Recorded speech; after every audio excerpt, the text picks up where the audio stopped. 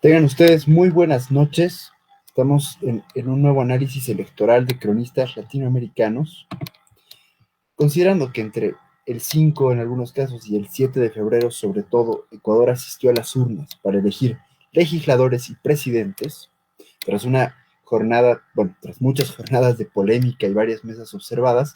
Los tres contendientes principales fueron el candidato apoyado por el expresidente Rafael Correa de Unión por la Esperanza, Andrés Araúz, quien obtuvo un 32.72% en esta primera vuelta, seguido del candidato de la Alianza Creo, Guillermo Lasso, con un 19.74%, y en tercer lugar, de manera muy sorpresiva y que además llegó a competir por ser parte del balotaje final, el candidato Yacu Pérez por MUPP. Ahora bien, la segunda vuelta se llevó a cabo el 11 de abril entre los candidatos Araúz y Lasso, puesto que la diferencia final entre Lasso y Yacu Pérez fue de prácticamente 0,27%. Este 11 de abril se llevó a cabo esta segunda vuelta, en la cual los candidatos Araúz y Lasso consiguieron, respectivamente, Araúz 47.64% y Lasso, finalmente el ganador de esta segunda vuelta y nuevo presidente del país de Ecuador, el 52.36%. El día de hoy analizaremos con tres invitados de lujo, ambos, los tres de Ecuador. Analizaremos tanto los resultados como qué perspectivas llega a tener ahora el socialismo del siglo XXI, el correísmo en sí, pero también esta nueva fuerza que está despertando interés como es la de Yacu Pérez. Asimismo veremos todos los retos que van a afrontar el nuevo gobierno y también los nuevos legisladores, que van a jugar una figura muy importante considerando que Lasso no tiene ni cerca una mayoría en la Asamblea Legislativa de Ecuador. Para esto, contamos con un invitado que lo saludo después de mucho tiempo y que tuve el placer de entrevistarlo antes, que es César Ulloa. Él es politólogo, docente universitario, escritor de varios libros y editor de varios libros de investigación. Buenas noches, César, ¿cómo estás? Un gusto volver a poder contar contigo. Muchísimas gracias, Mauricio. Un cordial saludo a quienes nos siguen por las redes en América Latina, en los distintos países donde nos sintonizan. De la misma manera, un cordial saludo a Samantha Gordillo y a Juan Martín Salvador, con quienes vamos a compartir el panel en esta hora de la noche. Muchísimas gracias. Muchas gracias, César. Además, contamos justamente con Samantha Gordillo Suárez. Ella es socióloga, máster en criminología y feminista popular. Hola, Samantha, un gusto tenerte por primera vez en Cronistas Latinoamericanos. Hola, Mauricio, qué gusto. Gracias a la invitación a Cronistas Latinoamericanos y buena noche para César y para Juan Martín. Sin duda es un tema bastante nuevo, bastante reciente más bien, y que nos dará muchas cosas que hablar. Espero que podamos aportar a la discusión en Bolivia también de cómo se ven las cosas acá. Súper, muchas gracias, Samantha. Y bueno, finalmente contamos con Juan Martín Salvador. Él es microempresario, fundador de los Jóvenes por la Alianza del Pacífico y político del movimiento Creo. Igual, hola Juan Martín, un gusto tenerte por primera vez en estos pequeños programas electorales de cronistas latinoamericanos. El gusto es mío, muchas gracias. Gracias César, gracias Samantha también. Un gusto compartir con ustedes este espacio y gracias por la invitación. Genial. Bueno, la dinámica del presente panel de debate, pero más que nada panel de análisis, me parece, parte de una pregunta general que se las voy a hacer siempre a las tres personas con alguna modificación, tal vez en algún caso, tal vez dependiendo de alguna pregunta que recibamos en Facebook. Y como había indicado inicialmente, a partir de un sorteo, el orden será para todas las preguntas, primero Juan Martín Salvador, seguido César Ulloa y finalmente Samantha Gordillo. En ese sentido, empezamos con la pregunta general, que como les digo, la voy a repetir a todos con alguna modificación. Y es, quiero empezar en realidad con ¿por qué? ¿Por qué en la primera vuelta hubo una diferencia, desde mi punto de vista y desde un punto de vista electoral boliviano, tan grande entre Lasso y Araúz, pero al final en la segunda vuelta terminó ganando el ex banquero, el muchas veces candidato Guillermo Lasso? Quiero empezar contigo, Juan Martín, ¿cómo ganó este balotaje del candidato Guillermo Lasso? Bueno, en realidad la primera vuelta estuvo marcada por algo sin precedentes en la República, que es una vuelta electoral con 16 candidatos. Esto lo que hizo es dispersar el voto, es decir, que entre los tres candidatos, hubo cuatro candidatos principales, los restantes se dividió aproximadamente más del 20% de los votantes. Sin contar también que en la primera y en la segunda vuelta el voto nulo fue histórico. Y bueno, el porcentaje que sacó Andrés Arauz en la primera vuelta fue el 33%, que a mi parecer es el voto duro correísta, porque si recordamos en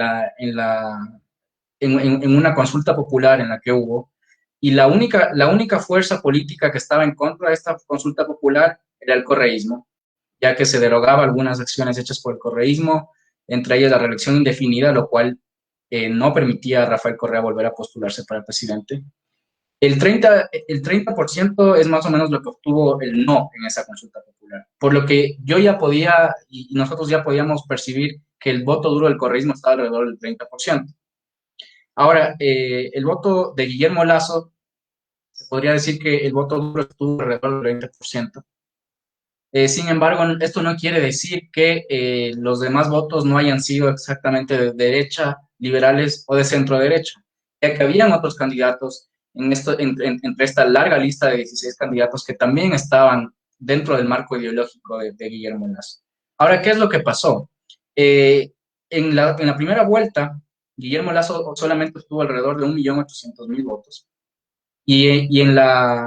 y sumó más de casi 2 millones de votos en la segunda vuelta, a diferencia de Andrés Arauz, que no logró sumar más de 1 millón y tantos votos. ¿Por qué? Porque yo creo que la figura del correísmo está muy marcada tanto en la izquierda y en la derecha. Es decir, que esto más que decir izquierda versus derecha, porque también hay que tener en claro algo. Aquí no triunfó rotundamente la derecha. Aquí triunfó el anticorreísmo, que son cosas distintas. Es decir, decir que la izquierda ha fracasado es falso. Decir que la derecha también ha fracasado también es falso. ¿Por qué? Porque simplemente lo que se votó aquí es en contra del correísmo. ¿Por qué? Principalmente por la violencia. Y da la casualidad que en las ciudades y especialmente en Quito, que fue la más afectada por el paro de octubre, que yo sí creo que hay que hacer una distinción entre las legítimas demandas sociales versus la violencia que hubo en el paro de octubre, porque no es lo mismo. No es lo mismo meter en el mismo saco al paro de octubre que a las legítimas luchas sociales. Pero sí hubo infiltrados correístas que aprovecharon este momento para crear caos en la ciudad, lo cual el Quito rechazó en estas elecciones. Súper, muchas gracias, Juan Martín, por además de por haber respetado los tiempos que habíamos quedado antes. Premio para ti. Me gustaría saber, César, básicamente la misma pregunta. ¿Por qué llegó a ganar las elecciones, considerando además cómo le fue en las últimas elecciones contra Lenín Moreno, considerando la cantidad de resistencia que se llegó a demostrar en la primera vuelta que tiene el nuevo presidente de Ecuador, Guillermo Lasso?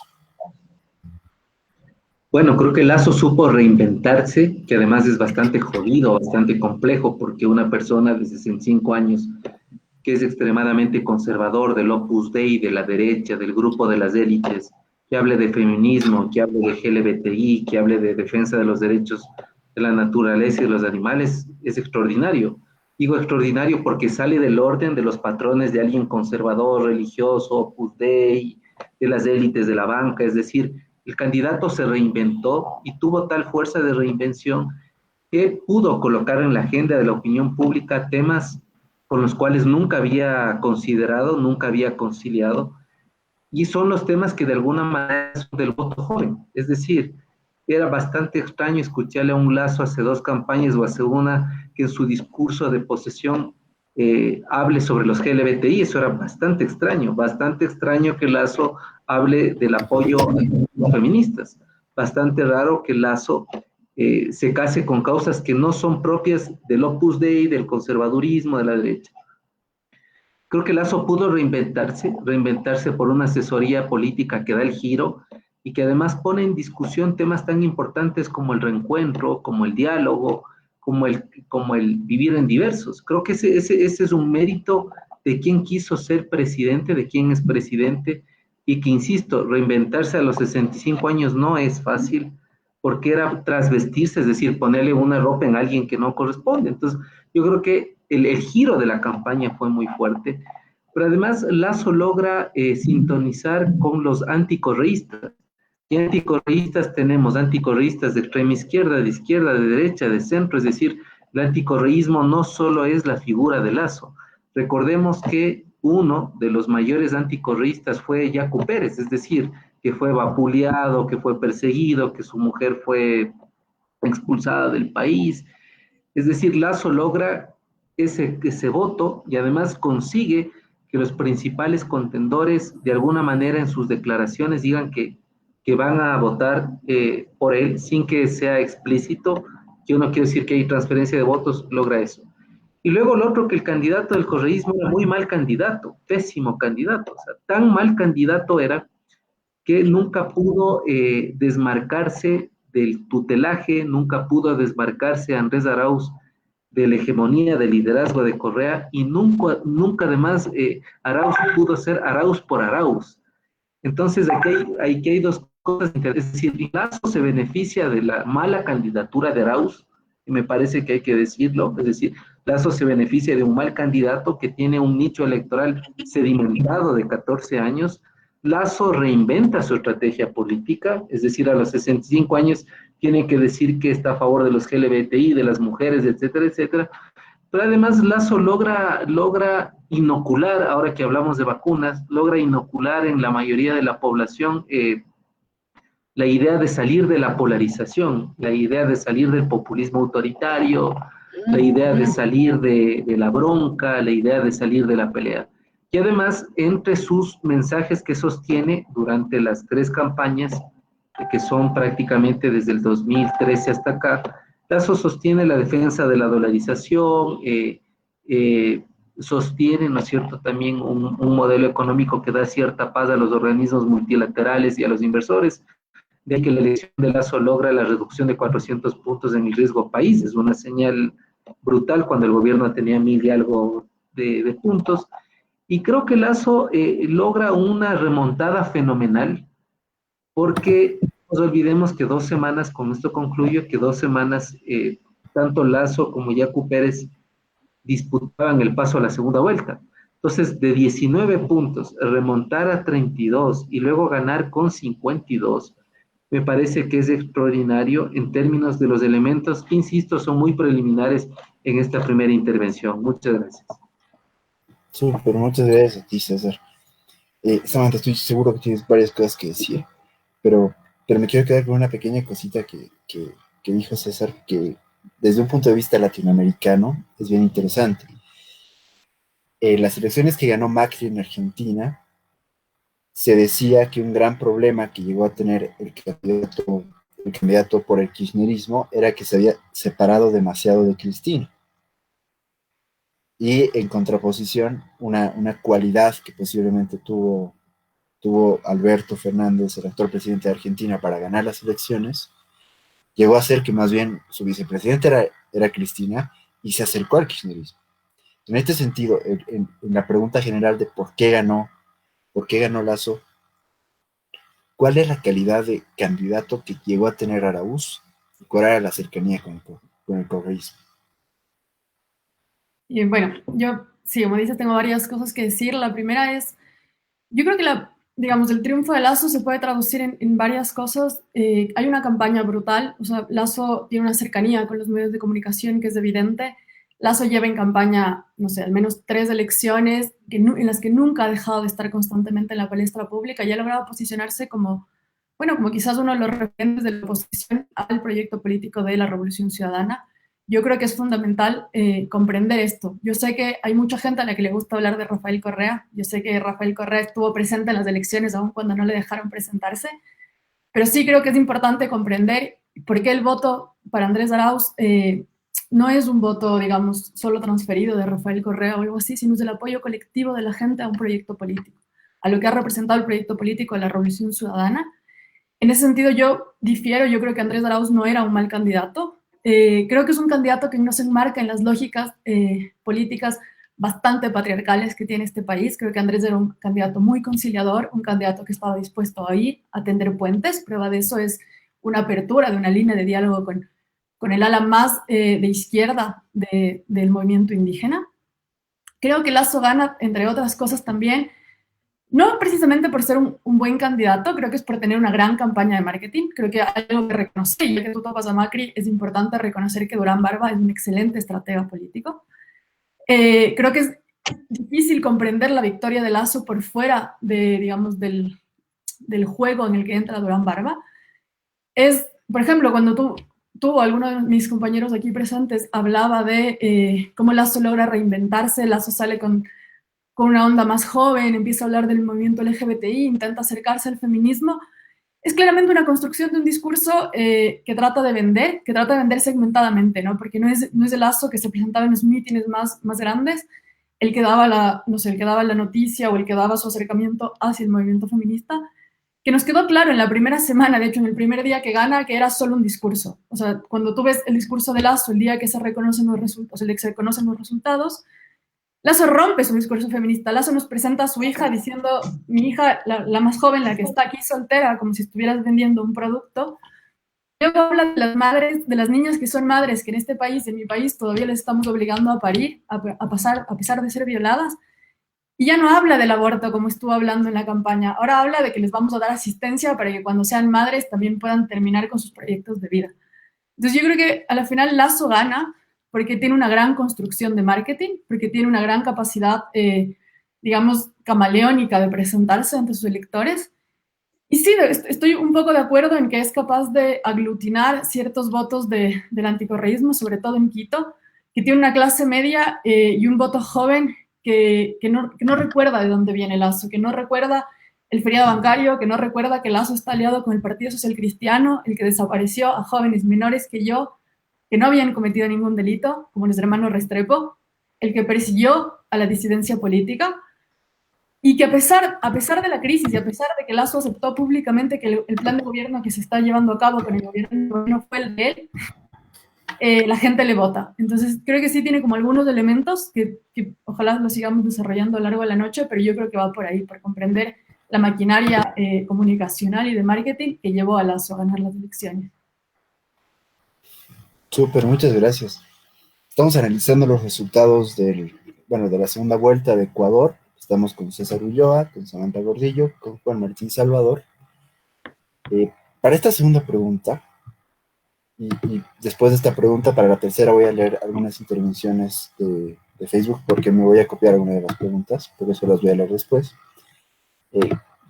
Quiero volver contigo, Juan Martín. Algo que explicó César y que, en cierto modo, Samantha lo tomó al menos una parte, llegó a ser que Lazos se reinventa, o al menos aparenta reinventarse. Mi principal pregunta es, y me gustaría que lo veas desde un punto de vista paralelo, que me analices tanto lo uno como lo otro. ¿Cuál es el rol y cuál es el rol de la oposición en Ecuador ahora que Lazo es presidente? Pero en línea con esto, ¿cuánto tiene que demostrar Lazo que no es el banquero ultraderechista, ultracristiano, ultraconservador que pudo llegar a haber sido antes y que aparentemente ya no lo es? ¿Qué tiene que hacer Lazo para demostrar que no ha sido solamente un discurso? Y en línea con esto, ¿cuál es el rol de la oposición ahora que Lazo es presidente? Perfecto. Voy a iniciar con el cronómetro ya. Creo que es básicamente, sin lugar a duda, el voto joven fue sumamente importante. Pero también creo que justamente por esto Andrés Arauz mostraba muchas contradicciones en su campaña, porque él no pudo desmarcarse a la final de Rafael Correa. Rafael Correa con tantos discursos machistas, tantos discursos misóginos que había dicho. Entonces se encontraba muchas contradicciones entre él y su sombra política, que siempre fue Rafael Correa. Entonces, creo que sí, ciertamente él no pudo separarse de eso. Y también creo que, por ejemplo, el rol de esta oposición, que ya vamos a trascender de esta oposición correísmo versus anticorreísmo, ya estamos trascendiendo como sociedad de un binarismo después de un discurso de 10 años de correísmo que dividía tanto a la sociedad entre opositores versus correístas. Hoy por fin empezamos a tener una democracia más sana en la que, sin importar quién haya ganado, ganó un proyecto político que permite las diferencias de opinión. Es por esto que muchos jóvenes, yo diría que más allá de esas revoluciones, yo diría de la burguesía, clase media citadina, la gente del campo, la gente agrícola, la gente que se dedica a labores agrícolas, que veía una afectación por esta alza de impuestos, por ejemplo, logró conectar con el discurso de Guillermo Lasso de crear empleos, de disminuir impuestos. Y a la final esto es lo que más necesita el país. En esos momentos ahí en Ecuador hay una crisis económica muy fuerte y cabe recalcar que la dolarización es la política pública más popular que ha existido en el Ecuador, con aproximadamente un 92% de aprobación, si no es más. Y cuando se hizo público eh, la academia de Andrés Arauz y toda esta academia que le envolvía a él, de desdolarizar al Ecuador porque simplemente no era supuestamente soberano, la gente y la clase media en especial sí sintió una conexión muy fuerte con ese peligro que significaba Andrés Arauz. Entonces, ahora la oposición, yo sí quisiera primero definir el rol de la oposición del nuevo gobierno, ¿no? Es decir, ¿qué es esta nueva oposición? Esta nueva oposición tiene que ser, primero, ya por fin es multipolar. Ya no estamos hablando de un binarismo en el que simplemente es Correa versus anticorrea. Ahora por fin hay una representación más amplia de la sociedad. Y esto es sano, porque ya no importa cómo piensas tú, ya no van a haber autos sin placas persiguiéndote, ya no van a haber amenazas de muerte, ya no van a haber personas que desaparecieron misteriosamente simplemente por denunciar casos de corrupción, como el general Gabela, por ejemplo. Esto conectó también con la oposición, y es por eso que incluso sectores de la izquierda votaron por Guillermo Lasso, porque dijeron, bueno, es verdad, prefiero ser opositor de Lasso que opositor de Arauz, porque Arauz significa toda esa persecución política que significó Rafael Correa. Entonces, bueno, con esos 30 segundos que me quedan, creo que el rol de la oposición ahora debe ser de diálogo, porque ya no, el Ecuador ya está trascendiendo esos niveles de polarización en el que por fin ahora ninguna fuerza política, porque esto tiene que quedar claro, ninguna fuerza política, porque ni los 50 asambleístas de Rafael Correa, ni los de la izquierda democrática, ni los de Pachacuti, ni los de socialcristianos, ni creo sumados, tienen una fuerza. Todos tienen que dialogar. Y esto va a ser sano para la democracia y es una oportunidad para crear nuevos lazos de diálogo donde por fin se va a poder evidenciar si es que los partidos están a la altura de esta nueva forma de gobierno, que es una forma más democrática y multipolar. Gracias. Súper, muchas gracias, Juan Martín. Ya vamos a empezar con los polémicos, cosa que me agrada mucho. Antes de pasar a la pregunta a César, quiero agradecer a María Gabriela Alvear Olmedo, Crespo Alexander y Oliver Gerardo Tocutaguano Díaz, que están comentando y están haciendo también muy divertido este análisis en Facebook. Y voy a utilizar algunas preguntas de estas tres personas para la pregunta a César. Quiero empezar con ¿cuánto ha pesado el mecanismo de propaganda de Lasso? Y en cierto modo, y evidentemente es una pregunta un poco tramposa de mi parte, y me disculpo desde ya, pero ¿cuánto esta propaganda termina siendo eso, una propaganda, y no algo real de Lasso? Y la pregunta genérica que es, ¿cuál es el rol de la oposición? Considerando, insisto, que incluso el tema de Yacu Pérez casi llegó a ver el punto en el que Yacu Pérez parecía amigo de Lasso, y algo que pasó en Bolivia, y perdón que me disperse un poco, pero algo que pasó en Bolivia que fue muy divertido, muchos analistas bolivianos que son cercanos al socialismo del siglo XXI, dijeron que Yaco era un traidor porque se estaba yendo con la derecha. Entonces, ¿cuál es el rol, César, y perdón que me haya alargado tanto en este pequeño diálogo que siempre trato de hacer? ¿Cuánto es propaganda? ¿Cuál es el rol de la oposición considerando este tema de derechas, izquierdas, socialismo, etcétera? El estado de propaganda es institucionalizado por Rafael Correa, no por Guillermo Lazo. Y esto lo digo en 3 libros que he escrito: El populismo en escena, Chávez, Correa y Morales, Discurso, Poder, y un libro donde analizamos más de las 700 sentencias, digamos, resoluciones que sacó la Supercom.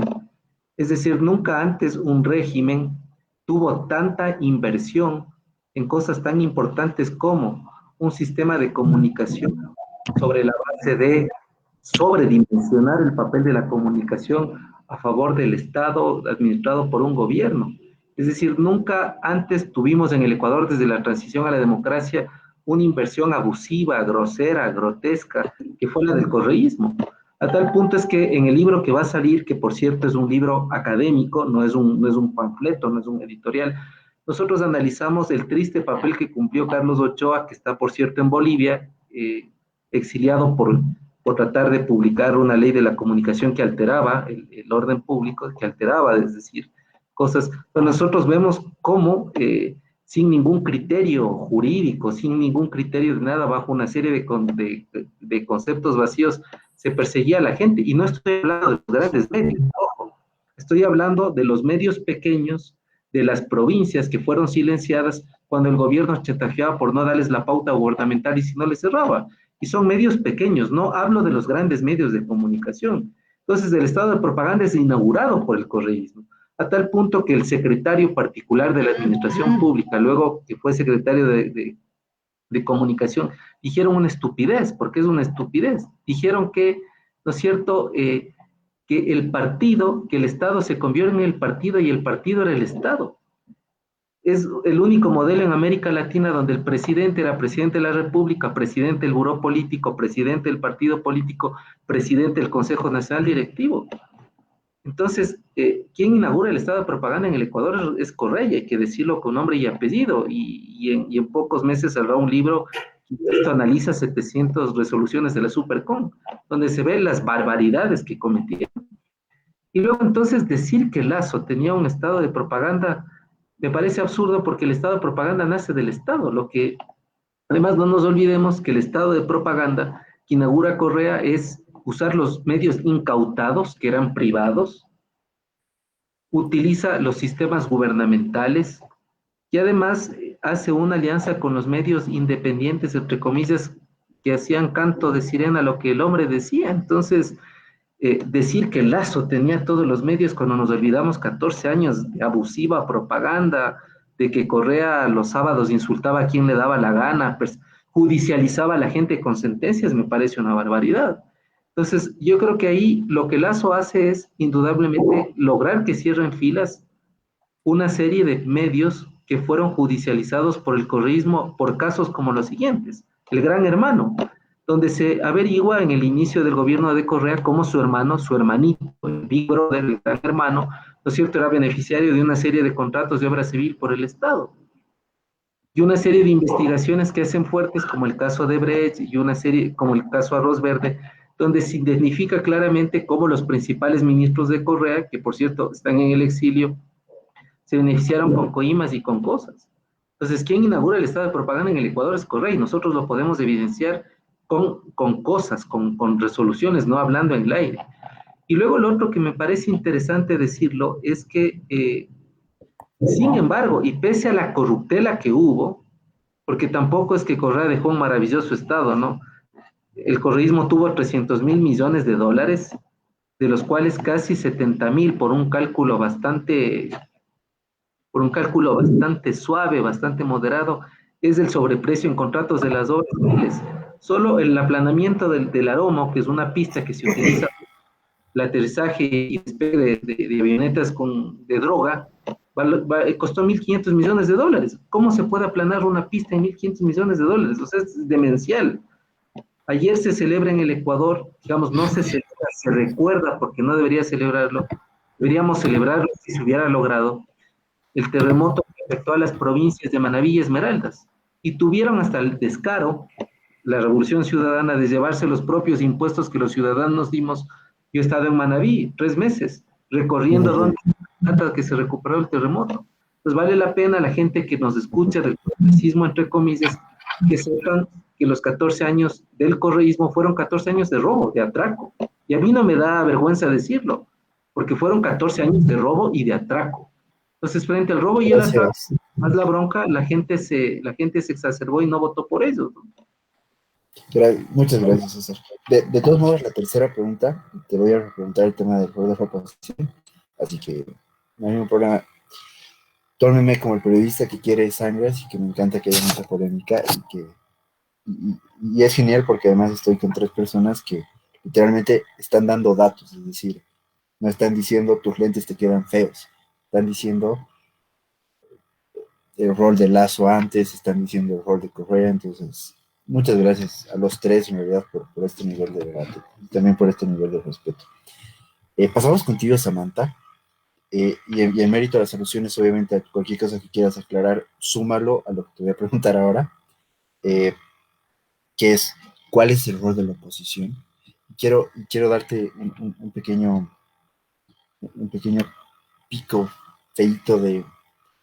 Se llegó a hablar desde el punto de vista de Yacu Pérez y de algunos, en el caso de Bolivia, muchos derechistas, curiosamente, pero también algunos izquierdistas que dijeron lo que Correa hizo con los indígenas hace que Yacu Pérez no apoye al candidato de Correa. Estamos hablando demasiado de Correa, cosa que es sumamente curioso y te da la razón en tu primera intervención, Samantha, por cierto.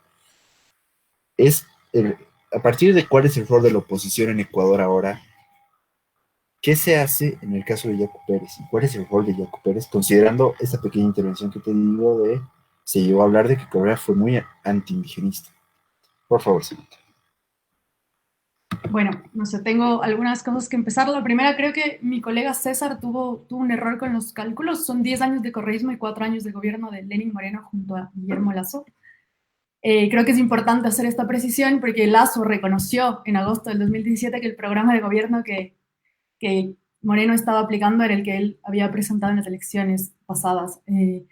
Claramente este no ha sido un gobierno alineado a Correa. Que se lo pregunten a nuestros compañeros y compañeras detenidas después del 1 de octubre. Que se lo pregunten a las personas que hoy están lejos de su familia por estar exiliadas. Yo creo que cuando uno empieza a hablar de la corrupción, que es ese tema que le gusta tanto a los medios de comunicación en este país, que les gusta achacarle tanto a Rafael Correa, mira que yo pensaba que hablábamos solo de las elecciones, no me gustaría hablar tanto de Correa, pero sé que al resto de gente le gusta siempre mencionarlo. Tenemos que ser claros, a Rafael Correa, de lo único de lo que se le ha podido, digamos, poner una sentencia es por influjo psíquico. Y lo digo con vergüenza, lo digo con una vergüenza sabiendo que este es un medio internacional. Y me da mucha pena decirlo al mundo que la justicia en mi país le condenó a un expresidente por influjo psíquico. Es vergonzoso porque jamás se ha podido comprobar contra Rafael Correa un caso de corrupción. Lo del terremoto yo lo llevaría con muchas pinzas también, porque se habla de que la pista del Aroma, Tehuico, está en Manabí, una de las provincias más grandes de Ecuador, tanto como la refinería del Pacífico y el terremoto, que son, digamos, los casos donde más se habla de corrupción contra el gobierno de Rafael Correa. Paradójicamente, en Manabí y en Esmeraldas, por ejemplo, que fue el epicentro del terremoto, la Revolución Ciudadana gana con el 70%. En Pedernales, donde fue el epicentro del terremoto, la Revolución Ciudadana gana con el 76%. Entonces yo creo que sí hay que regresar al territorio, a preguntarle a la gente, a preguntarle al pueblo, ¿por qué está votando por Rafael Correa? No creo que haya sido por los casos de corrupción de los que se intenta acusar. El rol de la oposición aquí en el Ecuador es complicada. Yo creo que la oposición legislativa tendrá puentes con cierto sector de Pachacutic alineado a la izquierda. Yo creo que es importante definir que Pachacutic no es un movimiento heterogéneo ni el movimiento indígena. Hay una vertiente de derechas, como lo es Yacu Pérez, y hay una vertiente de izquierda, autonomista, de una izquierda mucho más organizada, más comunitaria, como la de Leonidas Diza, con la cual el progresismo, con la cual la Revolución Ciudadana tendrá que conversar, tendrá que hacer esfuerzo para luchar por un proyecto político común de izquierdas que pueda frenar desde un ámbito constitucional los proyectos de privatización de nuestros servicios públicos, que pueda frenar cualquier intento de violar la Constitución que pueda venir desde el Poder Ejecutivo o desde otros poderes. Pero creo que eso será posible en medida que nuestros compañeros y nuestras compañeras no sean perseguidas como lo son ahora, que no vuelvan a ser sacados de sus camas en ropa de dormir, en ropa interior, apuntados por la policía como si estuvieran deteniendo al Chapo Guzmán. Este gobierno, al que le quedan por suerte muy pocos días, pero que me temo que se va a extender 4 años más, ha perseguido a la oposición política. La oposición política en las calles en octubre salió a rechazar el decreto de la gasolina. No eran correístas infiltrados, era gente que sabía que cuando le suban el precio de la gasolina y le suban el pasaje, la vida se encarece. Vamos a ver cómo han subido ya los precios de los productos de primera necesidad después de que se liberalizó el precio de la gasolina. Entonces, para hablar de oposición política, primero quisiera creer, pero me cuesta, que Guillermo Lasso no va a seguir persiguiendo a nuestros compañeros y compañeras, que no se les va a seguir judicializando, que no se les va a seguir persiguiendo como se lo ha hecho con Ola, por ejemplo, con un ciudadano además extranjero, con Ola Vini, que no se va a seguir atormentando a los compañeros con carros sin placas afuera de su casa, a las compañeras con hijas pequeñas que les persiguen los autos cuando salen a pasear al parque. Cuando eso pase, pues podremos hablar de que tal vez podemos construir en democracia una oposición. Muchísimas gracias. Insisto, les agradezco a todos por esta calidad de debate. Bueno, antes de pasar al tercer punto, quiero agradecer a todas las personas que están comentando en Facebook. Y acabo de ver Facebook, ahí está. Eduardo Meneses, José Molina Ramón, Kadir Estrella, que justamente habló de lo que acaba de hablar Samantha, y sigue con María Gabriela Alvear Olmedo. Muchas gracias por participar. E insisto, todas las intervenciones voy a tratar de compartirlas de algún modo. En realidad lo que voy a hacer es robarme sus preguntas y robarme sus intervenciones, pero me es muy difícil dar todas, sobre todo por el tema del tiempo. Pasando al tercer punto, y evidentemente si queda alguna cosa de lo que se ha dicho antes, tómense el primer minuto para responder. Pero ya pasando al tercer punto, que justamente estaba muy basado en el tema de Yacu Pérez, de la mano de cuáles son las tareas de la oposición, y considerando la irrupción justamente de Yacu Pérez, es totalmente posible decir que ya no existe derecha e izquierda como la única dicotomía, sino que en realidad hay muchas áreas más, hay muchas aristas más en la política ecuatoriana. Juan Martín, por favor. Bueno, sí, o sea, sin lugar a duda, creo que la democracia se mostró mucho más participativa en estas elecciones. Claro que no es tampoco sano que existan 16 partidos postulándose, eso también es contraproducente a una democracia. Pero bueno, creo que más allá de los partidos, la nueva tendencia política es un poco más apartidista, y creo que los jóvenes también son un poco más apartidistas en este momento, precisamente porque encuentran mucha aversión hacia la clase política antigua, porque precisamente se contradice demasiado. Entonces, por un lado, unos se acusan los unos a los otros, el correísmo acusa de persecución, mientras que es de conocimiento público toda la persecución que sufría la oposición en los 10 años de gobierno de Rafael Correa. Entonces, creo que ese tipo de contradicciones, por un lado, llevaron a que la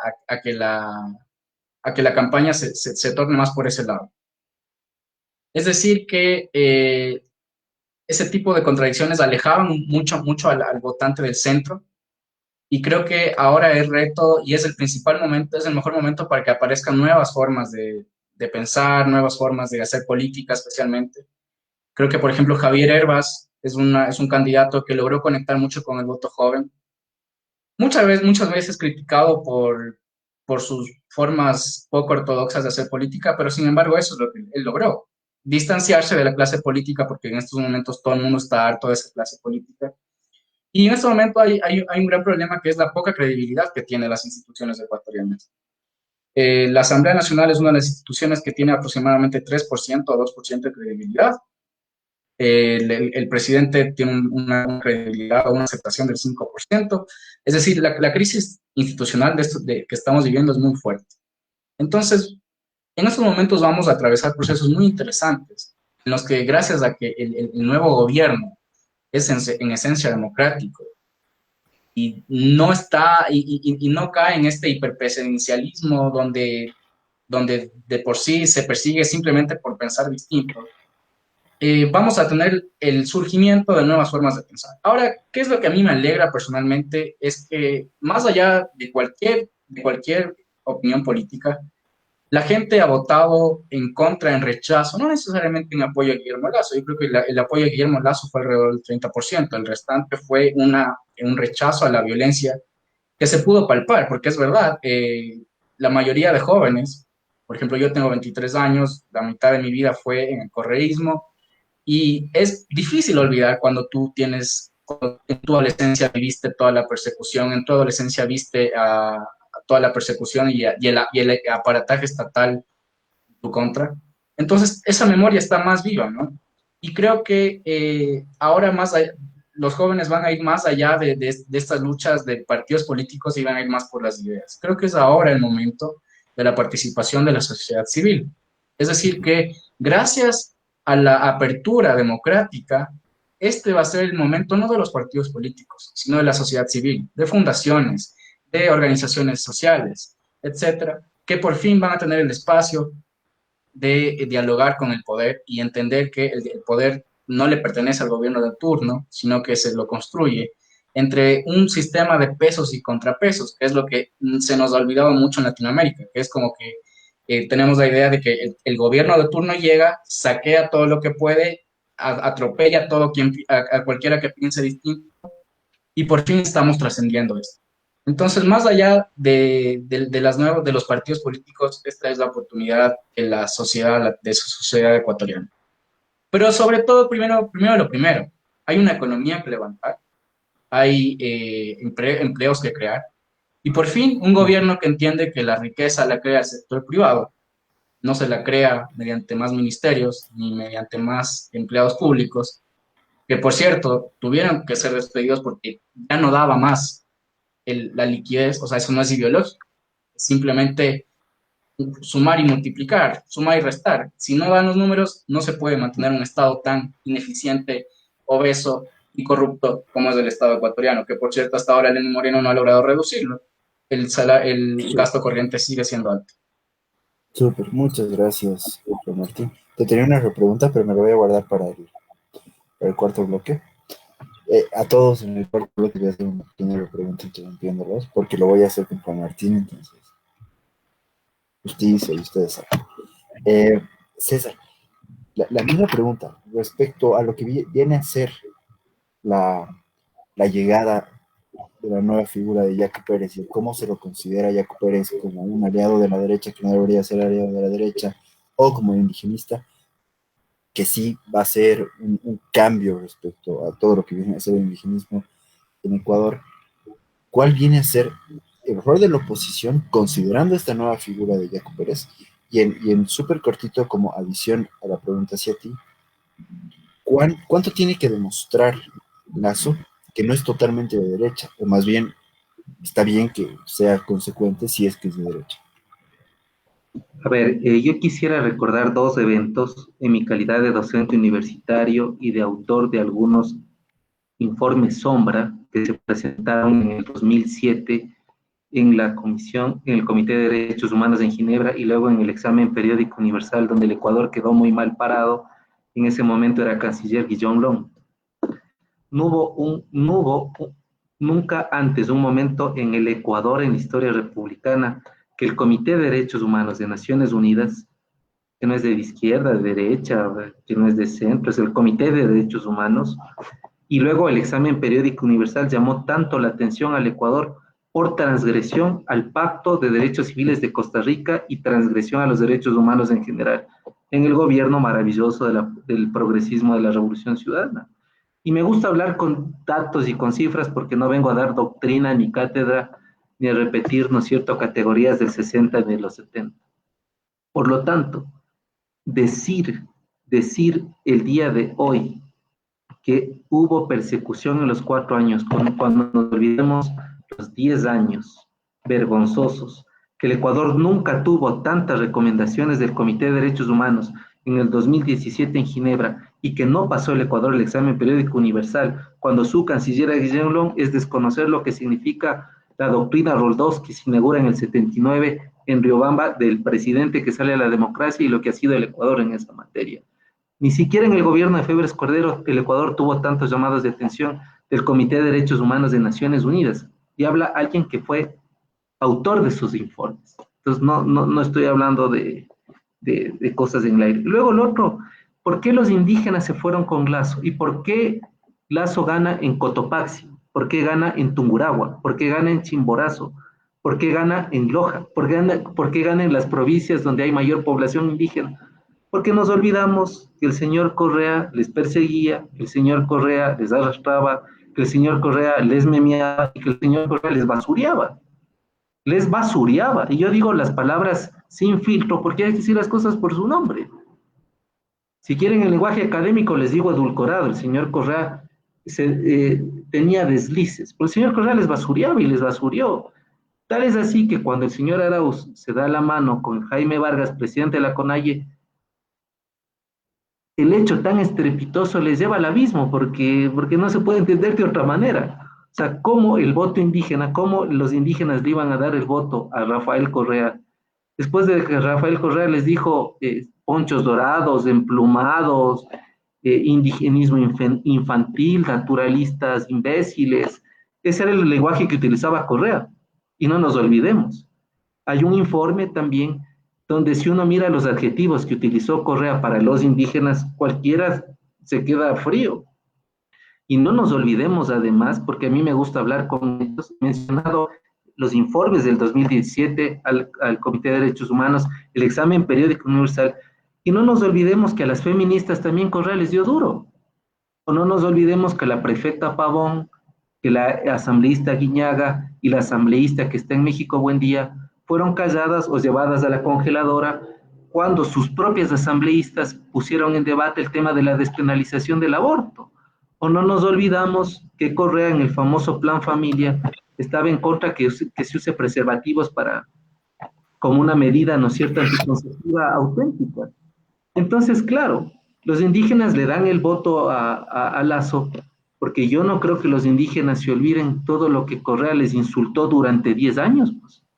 O yo votaría por quien me insulta 10 años consecutivos, por quien me persigue, por quien coopta el movimiento indígena.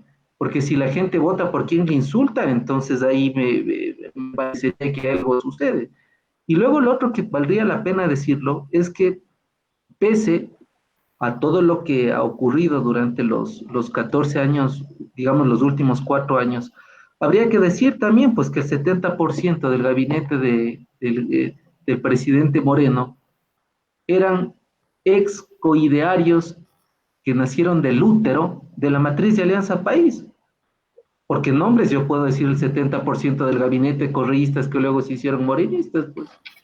Entonces, a mí me parece que hay una política idealizada y otra política real en donde se establece con claridad la transgresión enorme que hubo contra las feministas, contra los indígenas, o no nos olvidamos cómo impidieron al grupo Yas Unidos, que trataba de precautelar el ambiente, porque eso también debe conocer los compañeros bolivianos que hablan de progresismo, o no nos olvidamos que a los Yas Unidos, que es un grupo de jóvenes que querían la preservación del Yasuní en el Ecuador, les mandaron al diablo la consulta. Entonces, ¿cómo estos grupos podían darle el voto al correísmo después de que fueron tan maltratados?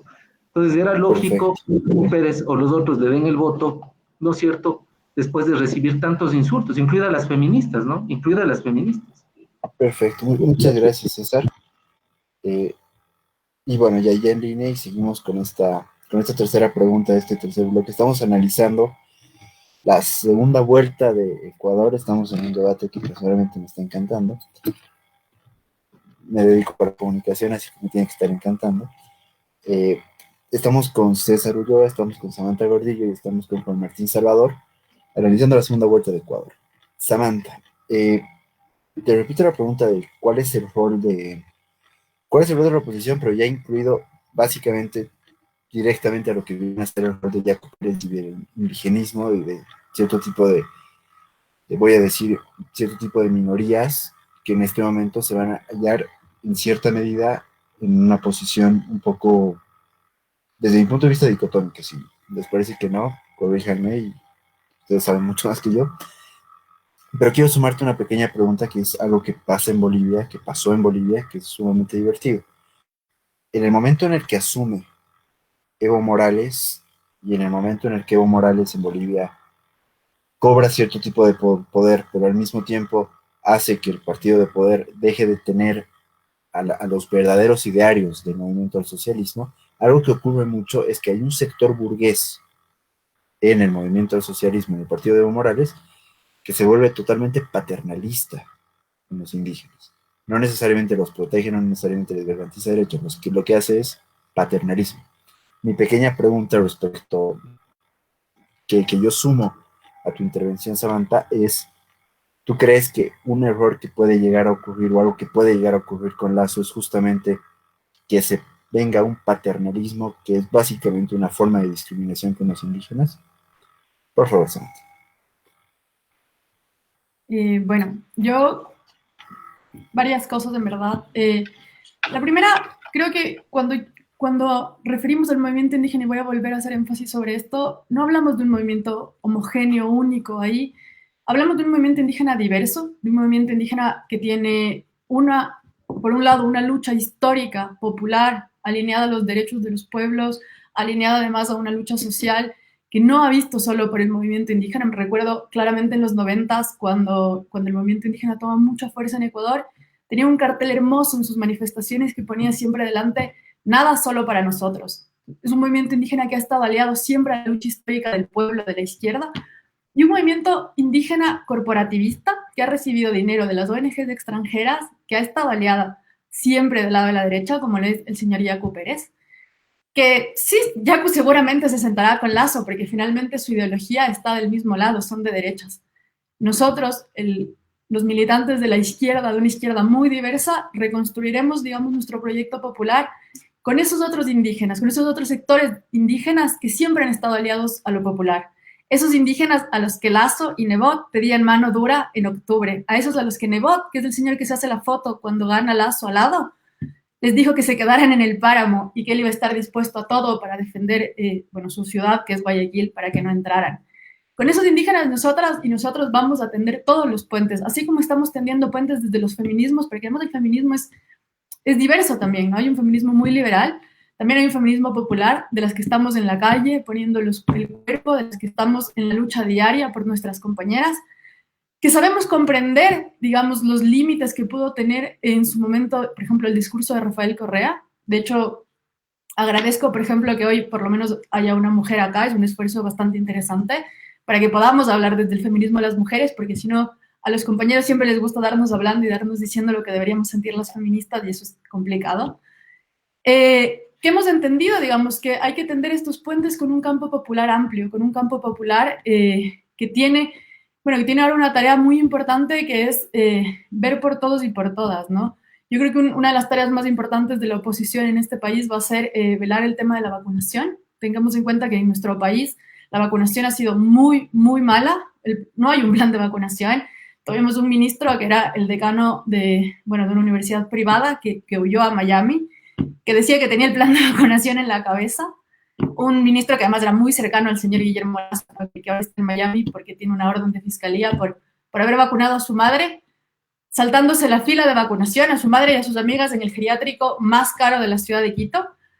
Tenemos una lista atroz de vacunados VIP que pasaron desde periodistas que no están en primera línea, que no son personal de riesgo, o sea, que están, no sé, médicos, etcétera, dirigentes deportivos, el asesor de Guillermo Lazo, el señor Durán Barba, fue vacunado saltándose la fila, robándose las vacunas de nuestros médicos.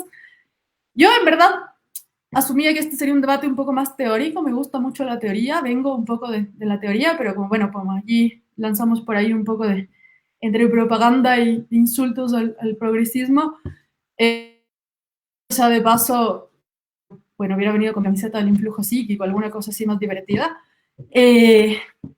Pero retomaré, digamos, lo de la vacunación. Es preocupante. Yo creo que la oposición, por ejemplo, legislativa tiene que exigir que se transparenten las listas de la vacunación VIP. No podemos seguir en un estado en el que el círculo cercano del nuevo presidente haya sido vacunado, no haya sido vacunado, no se ha podido desmentir que no ha pasado. Cuando les encanta hablar de robos y de atracos digamos, de otros gobiernos, y no hablamos de cómo en este gobierno se robaron las vacunas de nuestros médicos y médicas en primera línea, de los que han estado cuidándonos.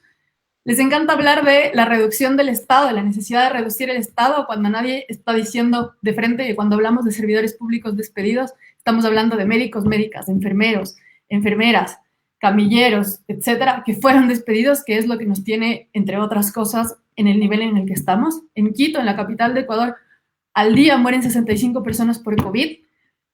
Entonces, bueno, si por ahí va, digamos, el plan, o por ahí se entiende que es el plan, el seguir reduciendo el Estado, vamos a seguir sumando muertos, ¿no? Porque no estamos despidiendo a la secretaria en su oficina. No sé cómo se imagina la gente que nunca ha sido servidor público el Estado. O sea, no sé si creen que es como un conjunto de gente que está tomando café en una oficina sin hacer nada. Son nuestros médicos, nuestras médicas, son nuestras profesoras.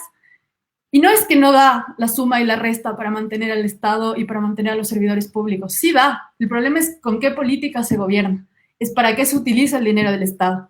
Lenin ya nos dijo lo que ahora nos dice Lasso, que no daban los números, que no había cómo seguir manteniendo el Estado, cuando el gobierno de Lenin decidió perdonar los intereses de la deuda que mantenían las empresas privadas con el Estado, cuando el gobierno de Lenin prefirió prepagar una parte de la deuda y pagar una parte de la deuda que muchos otros países soberanamente decidieron no hacerlo el año pasado para enfrentar la pandemia con ese dinero, cuando este gobierno tiene la plata que nos ha dado el FMI en préstamos fuera del Ecuador en lugar de invertirlo. Entonces no es que no da, o no es que no da las sumas, o no sé cómo suma la gente. Es que sí da, pero depende de cuál es la prioridad. La prioridad es la vida de la gente, la prioridad es la vida de nuestras personas que están muriendo por una pandemia que sí, que nadie la tenía prevista, pero que podemos enfrentarla con mucha mejor gestión, o bueno, condonarle las deudas a los grupos privados, que hoy van a ser gobierno desde el 24 de mayo y que ya han sido parte de este gobierno, y dejar que la gente siga muriendo esperando una cama en una UCI.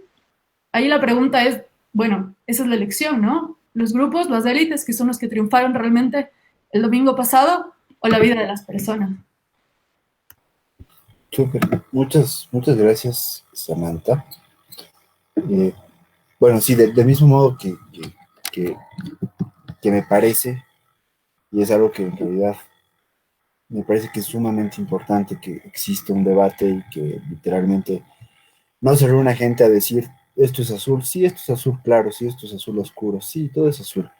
Me encanta que, justamente que ahorita latinoamericanos, desde mi punto de vista, y espero que mis jefes no me riñan después, para mí, la clave de ahorita latinoamericanos es justamente tener las dos posiciones, las tres posiciones o las cuatro posiciones que pueden existir, donde justamente alguien diga esto es azul y la otra persona diga esto es rojo. Entonces, nuevamente, muchísimas gracias a César, muchísimas gracias a Samantha y a Juan Martín por haber aceptado este debate, porque al final el debate justamente se construye entre gente que no piensa del todo igual. Entonces, muchas gracias por estar acá y también insisto, por basarse en datos, por basarse en información pasada, no decir qué mal te quedan los lentes. Ya me encantaría que esto dure mucho más, pero en realidad esta va a ser la última intervención, que ya es en el cuarto bloque. Antes que nada quiero agradecer a otras personas que han participado, como Iván Amores, Fer Ortega, José Molina Román, y en realidad siguen interviniendo en Facebook prácticamente todas las personas que había mencionado antes. Bueno, quiero finalizar con la pregunta obvia, que en realidad me parece que César y Samantha ya se adelantaron un poquitito, pero está genial, que es ¿cuál es la tarea principal que tiene el gobierno de Lasso, considerando los 5 años? Me gustaría que no, me parece que solamente Chile está manejando bien la pandemia personalmente, me parece que todos los demás países están aplazando, desde la superderecha bolsonarista hasta la superizquierda argentina, todos están aplazando. Entonces, si bien entiendo que la prioridad del nuevo gobierno y de la nueva gestión, tanto legislativa como ejecutiva, va a ser cómo controlar el COVID, qué hacer con las vacunas, y que sí me parece sumamente importante que aclaren cuál es el procedimiento, me gustaría que vayan un poquito más allá respecto a cuáles son las perspectivas de Guillermo Lasso, del Poder Ejecutivo, pero también del Poder Legislativo. Entonces, te paso la pregunta a ti, Juan Martín, pero con una pequeña adición que es, y ahí es algo que en realidad nos comentaron y que en realidad ya me habían robado la pregunta porque yo ya la quería decir en algún momento, que es, ¿cuál es el rol de Guillermo Lasso considerando que está tan cercano a empresas privadas, que está tan cercano a un sector tan conservador como es Jaime Nebot, por lo que tengo entendido al menos? ¿Cuál es su rol respecto a todo eso? ¿Cómo alejarse de esta derecha corporativista? ¿Cómo alejarse posiblemente de las corporaciones? Pero al mismo tiempo, ¿cómo no enquistarse y no querer apoderarse totalmente de la maquinaria que llegue a ser el Estado, que corrompe a la gente? Bueno, básicamente ahorita el problema es principalmente económico. Mucha gente cree que la economía simplemente se trata de personas vestidas de terno discutiendo sobre utilidades, cuando la economía en realidad la hacemos todos, desde el microempresario, que por cierto es el 98% de la actividad económica en el país, solamente el 2% son empresas grandes. Y creo que si vamos a hablar justamente de élites y corporativismo, qué mejor ejemplo que el de Rafael Correa, ¿no? Que quienes eran los principales fundadores, los que más aportaban a la campaña de Rafael Correa eran grupos elitistas como los del Juri, que por ejemplo, ¿por qué? Porque les beneficia que el Estado esté presente en la economía, porque entre más presencia esté, entre más favorezca el Estado a ciertos grupos, ¿por cómo se les favorece? Con aranceles, con trabas para la inversión extranjera. Justamente así es como se evita la creación de la riqueza. Entonces, creo que más que alejarse de los empresarios y alejarse de las corporaciones, aquí no se trata de alejarse de nadie, se trata de encontrarse con el sector privado. Entender que la creación de la riqueza está en el sector privado y no tener tantas reformas en 10 años al sistema tributario que precisamente lo que provocan es desconfianza en el sistema. El efecto Lasso es claro, desde que ganó Lasso, sin siquiera estar posicionado, sin siquiera poder firmar nada, el riesgo país ya ha descendido a 800 puntos. ¿Por qué? Porque la confianza ha aumentado para que esto siga bajando. ¿Qué significa esto? Para los que no conocen qué es el riesgo país, es el nivel de riesgo que tiene el Ecuador al adquirir deuda. Por lo tanto, si baja el riesgo país, tenemos deuda más económica. Si hay deuda más económica, significa que los bonos también, por ejemplo, están subiendo en el mercado internacional. ¿Por qué? Porque hay más confianza, porque no hay un presidente que va a venir a expropiar o que va a venir a desdolarizar, como se dijo. Entonces, yo sí quisiera, creo que eso por el lado económico y por el lado social, sí hay que dejar en claro algo, que en estos momentos yo me alegro mucho, que creo que ha sido evidente en este tipo de reuniones a lo que nos enfrentamos y qué es lo que perdió. Porque justamente un diálogo como el de mi compañera Samantha nos demuestra justamente todo lo que es el correísmo, división, sarcasmo, ataque, divisionismo en el sistema ecuatoriano. Yo sí estoy orgulloso de pertenecer a un movimiento que supo cambiar su discurso de la primera vuelta porque entendimos que no era suficiente la creación de empleos, sino que había que encontrar a la sociedad ecuatoriana que estaba harta de tanto odio, de tanta división. Yo sí te invito, querida Samantha, a que dejes de lado esa división y ese binarismo de ver esa forma binaria de ver la sociedad en la que las personas que no piensan como tú son automáticamente derechistas. Justamente por eso han perdido estas elecciones, porque los ecuatorianos no han logrado conectar con un discurso de alguien que habla de privilegios mientras estudió en el colegio más caro de Quito, por ejemplo. Justamente no lograron conectar con alguien que habla de feminismo mientras en su gobierno, porque sí hay que decir algo claro. Claro que hablamos de Rafael Correa y no es porque estemos enamorados de él, sino porque sin Correa, a Andrés Arauz no hubiera sacado ni el 1% por su pésima forma de hablar y sí, tú has dicho que no entiendes cómo hay gente que nunca ha trabajado en el Estado, piensa que habla del Estado. Yo te digo, ¿cómo hay gente que nunca ha trabajado en el sector privado, piensa que se crea la riqueza? Porque para ustedes, la creación de la riqueza está en manos del Estado. Por lo tanto, yo te digo que ahora no se trata de reducir el Estado, sino de hacerlo eficiente. Entonces, mientras que con la plata de los ecuatorianos se pagaba a ministros que abrazaban árboles, porque era una Secretaría de Buen Vivir con rango de ministerio, por ejemplo, porque eso es lo que pagábamos los ecuatorianos. miles de ministerios, donde el gasto corriente, es decir, donde se incluye el pago de la deuda y el pago de sueldos de los servidores públicos, subió hasta el 30% del PIB en el 2019. Y ahora que Lenín Moreno ha venido a intentar despedir a estas personas, sigue siendo un gasto corriente alto. ¿Por qué? Porque no se trata de despedir por despedir. Se trata de reducir el Estado eficientemente, sin tocar la salud y la educación, porque mientras teníamos en la Revolución Ciudadana médicos extranjeros siendo contratados, teníamos pagados a los servidores públicos que abrazaban árboles. Ahí se iba nuestra plata. Entonces, por ahí va la eficiencia del Estado. Muchas gracias. Gracias, Juan Martín. Una pequeña pregunta y por favor, respóndela en lo posible en 4 o 5 palabras. ¿Va a ser un gobierno de derecha? Va a ser un gobierno liberal. Es decir, que se entienda que la creación de la riqueza está en el sector privado. Igualdad ante la ley, no a los que me caen bien, no solamente a los que están a favor del gobierno. Un gobierno liberal. Les garantizo que vamos a tener un debate respecto a más económico, porque la verdad es que me hubiera encantado hacerte muchas más preguntas respecto a temas de cuánto puede llegar a aumentar la desigualdad y cosas así, pero no van ahora, porque ahora quiero saber cuál es la perspectiva a partir de lo que hay. César, lo mismo, la última pregunta. ¿Cuál es la tarea principal? ¿Qué es lo que tiene que hacer el Poder Ejecutivo? ¿Qué es lo que tiene que hacer el Poder Legislativo en Ecuador estos años de gobierno? Tratemos de no ser cortoplacistas, sino en general.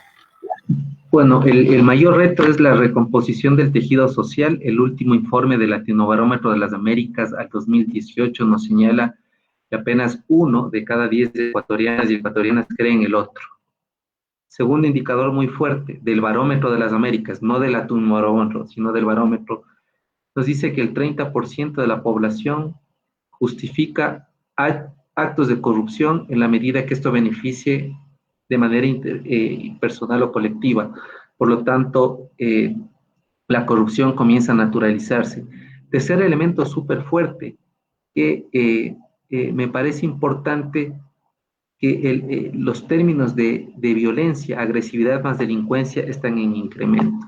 Entonces, el primer reto del presidente es restaurar el tejido social, salir de la polarización del populismo autoritario de los 10 años de Correa y de los 4 años del verborrea desde Bélgica diciendo cualquier tontería. La segunda que me parece importante es recuperar la economía, y digo recuperar la economía porque el Ecuador nunca tuvo en la historia republicana un barril superior a los $100. El señor Correa hipotecó el Ecuador a China, como han hipotecado a China, Argentina, hipotecado a China, Bolivia y Brasil. Es decir, se vendió petróleo de manera, se cambió, ¿no es cierto? Se le dio liquidez al Estado por venta anticipada de petróleo, lo que nos dejó al Ecuador totalmente jodidos hasta el 2030. Es decir, hay que recuperar la economía y hay que transparentar el tema de los contratos chinos que hasta ahora no se sabe, por cierto, o seguramente están en alguna gaveta, en algún escritorio de Bélgica. Tercero, recuperar la economía. Y lo que es coyuntural e importante, que me parece sumamente esencial, es que tenemos que ir a un plan de vacunación universal transparente, un plan de vacunación con toda la cobertura, un plan de vacunación que dignifique la vida. Y a mí me parece súper importante también que entremos a un escenario de país, de oportunidades, un escenario de país de encuentro, de diálogo, y un escenario de país que salga de esta lógica que a mi modo de ver le ha hecho tanto daño, de mirar la política en blanco y negro, o de hacer de la política diplomacia del micrófono. O sea, yo siempre, además me admiro de algún tema que lo pongo en evidencia. Se nos vendió que fuimos gobernados y que nos iba a suceder un académico. Y dicen, estudié el doctorado, hice la maestría, y la pregunta es, 0 publicaciones, 0 conferencias, 0 papers, 0, y se llaman académicos. El mismo expresidente decía, soy académico, 0 papers, 0 libros, 0 conferencias. Entonces, ¿académicos de qué? Entonces nos vendieron también cuentos que no existen, cuentos que no, que están en el éter. Y claro, son académicos porque hacen índices de felicidad, abrazan los árboles, inventan cosas. Pero claro, yo creo que el Ecuador debe tener otra connotación y además dejar de usar una serie de autocalificativos que a mi modo de ver han sido insultantes para quienes sí hacemos academia, sí escribimos libros, sí hacemos artículos indexados, damos conferencias y hablamos con hechos. Porque ahora nos vendieron que venía un académico cuando resulta que el académico vivía de licencia en licencia entre institución y institución, por amor al servicio público. Entonces, yo creo que el Ecuador también debe transparentar muchas cosas y entre ellas me parece que hay que salir mucho de esta lógica de la polarización que tanto daño nos ha hecho. Y le deseo al presidente que le vaya bien, porque si le va bien al presidente, nos va bien a todos, por cierto. No es un tema aquí de que porque entró el uno el otro. Si le va al presidente, le va bien a todos. Entonces yo no quiero lanzar piedras ahorita o echar la cascarita cuando ni siquiera se ha puesto en posesión y ni siquiera se sabe cuáles son las primeras medidas, pero sí desear que a este gobierno le vaya bien porque estamos en una crisis que nunca el Ecuador ha soportado en los últimos 41 años desde la transición a la democracia. Súper, muchísimas gracias, César. Como siempre. Bueno, última intervención, Samantha. Lo mismo. ¿Cuál es la tarea del nuevo gobierno de Lasso? ¿Cuál es la tarea también, insisto, de la nueva Asamblea Legislativa en Ecuador? Y solo para sumarte un pequeño puntito. Acá en Bolivia, después de la crisis de 2019 pasando a la crisis de 2020, algo que se pidió desde la clase civil, desde lo que fueron los movimientos civiles, pero también desde algunas voces un poco más disidentes, tanto de un lado como del otro, fue reconciliación. Evidentemente, Ecuador afortunadamente no ha vivido algo tan grave como terminó siendo al final todo el conflicto de 2019 y 2020 en Bolivia, donde definitivamente no hubo muertes, no hubo persecución, no hubo de todo. En este sentido, la reconciliación también tiene que ser parte de la nueva tarea del nuevo Poder Ejecutivo, o no es tan necesario, insisto, considerando que en Ecuador no ha llegado a haber el enfrentamiento que sí hubo acá en Bolivia. Y te reitero la pregunta, ¿cuáles son las tareas del Poder Ejecutivo y del Poder Legislativo en Ecuador? Bueno, a ver, son muchas preguntas para tan poco tiempo, pero trataré de ir por ahí lanzando unas ideas.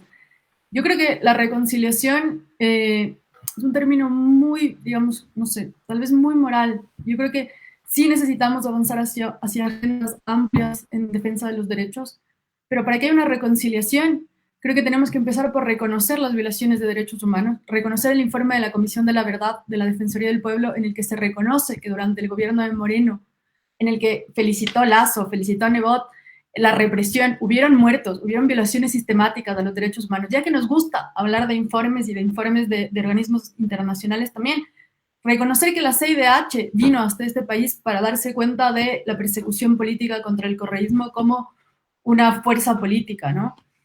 Creo que en términos de reconocer eso, de reconocer que este gobierno violó los derechos humanos, de que gente como Lenín Moreno, María Paula Romo, el ministro de Defensa Jarrín, han sido parte de un gobierno que ha violado derechos humanos, es un paso, quizás una muestra de buena voluntad para que se puedan tender puentes de diálogo. Me da mucha pena cuando pienso que hablan de academia en este país y no se reconoce, ¿no? Yo no quiero entrar en detalles sobre la vida de Rafael Correa, no me interesa, no es mi amigo, no lo conozco, no trabajé en su gobierno, pero bueno, Rafael Correa da conferencias en Lovaina, en la Sorbona, publica libros. Yo, si quiere, compañero, me deja su dirección, le paso los libros de Rafael Correa. Y la academia aquí, en cambio, se queda callada cuando el canciller de la UDLA fue vacunado en una lista VIP sin ser personal de primera línea, cuando el canciller de la UDLA se robó la vacuna de un médico o de una médica de primera línea. Esa es la academia. Pues no sé, igual hay que todavía seguir construyendo otro tipo de academias que sepan ser transparentes, que sepan decir la verdad, contarlo desde la teoría. Y ya que quiero regresar a esto como al debate teórico, yo no creo que la riqueza la produce el sector privado, la riqueza la producen los trabajadores, y de esto ya un siglo de teoría económica hablando de quién produce la riqueza la producimos los y las trabajadoras, y es apropiada por el sector privado que no paga justamente a sus empleados y que de hecho hoy en este gobierno las leyes aprobadas de mal llamadas humanitarias, por ejemplo, votadas por el bloque de Creo del señor Guillermo Lasso, precarizan a esos trabajadores, permiten que se les despida sin indemnizaciones y sin reconocerles sus derechos. Yo creo además que el Estado es el llamado a redistribuir esa riqueza, y no lo digo yo, no lo digo yo, una feminista popular aquí sentada, lo dice Piketty, premio Nobel de Economía, lo dijo Piketty, que la intervención del Estado es la única que puede ayudar a redistribuir la riqueza y reducir las brechas sociales. Entonces yo abogo porque el Ejecutivo no siga reduciendo el Estado, no se sigan despidiendo a nuestros médicos y a nuestras médicas de primera línea, no se siga diciendo que hay que reducir el gasto público cuando con ese gasto público se están vacunando a gente como el hijo del vicepresidente electo, al hijo de Borrero, que es un administrador de empresas, que no es un funcionario de primera línea, insisto, con el que se vacunó al señor Larreategui, y que no se ha podido desmentir. Y creo que la tarea legislativa va a ser llevar una agenda que defienda los derechos de la población general. Creo que también el deber del legislativo es justamente responder frente a la persecución política de este gobierno. La tarea del legislativo también es transparentar este proceso de vacunación VIP y llevarlo ante la justicia, llevarlo o sea, a que quienes están detrás de esto, sea quien sea, incluyendo al vicepresidente electo, respondan porque no se puede seguir con el dinero del Estado vacunando y beneficiando a unos pocos mientras nuestros abuelos y nuestras abuelas, nuestras madres, hacen filas de 10 horas para rogar por una vacuna. No se puede seguir humillando a los pobres y a las pobres, a las abuelas de esta patria. Súper, muchas gracias, Samantha. Muchas gracias, César. También muchas gracias, Juan Martín. Estuvimos en un debate muy acalorado, que personalmente a mí me gustó mucho, insisto, porque no solamente dijeron que frentes, sino que se fueron a datos, se fueron a información pasada, se fueron a qué fue a los antecedentes de los candidatos. Lamentablemente, desde mi punto de vista, se habló demasiado de Correa, pero están en Ecuador. Entiendo, les juro que entiendo. Pero bueno, muchas gracias a todos los que estuvieron acá. La verdad es que los comentarios de Facebook igual son sumamente divertidos. Les recomiendo a los tres pasarse un ratito al video para ver todas las intervenciones en Facebook, igual son muy interesantes. Muchas gracias por haber estado en este debate de cronistas latinoamericanos. No se olviden, este video lo vamos a subir a YouTube inmediatamente termine esta grabación, y no se olviden seguirnos en las redes sociales de cronistas latinoamericanos, en Instagram, en Twitter, en Facebook, y también suscribirse a la página de YouTube, donde tenemos un montón de debates parecidos a este, pero creo que este ha sido el que más me ha gustado, insisto, por los datos que se han lanzado, igual por el respeto que hubo entre los tres. Así que nuevamente muchísimas gracias, César, gracias, Samantha, gracias por mi tiempo, por haber aceptado estar acá. Les prometo y les garantizo que va a haber otro debate, al menos porque faltó tiempo, ¿no? Pero se los prometo a ustedes y a todos los que nos han visto. Muchas gracias por haber estado acá, y nos vemos hasta el próximo debate, que en realidad va a ser muy pronto, porque vamos a analizar la coyuntura de la primera vuelta en Perú. Así que muchas gracias. Muchas gracias. Gracias a todos. Gracias.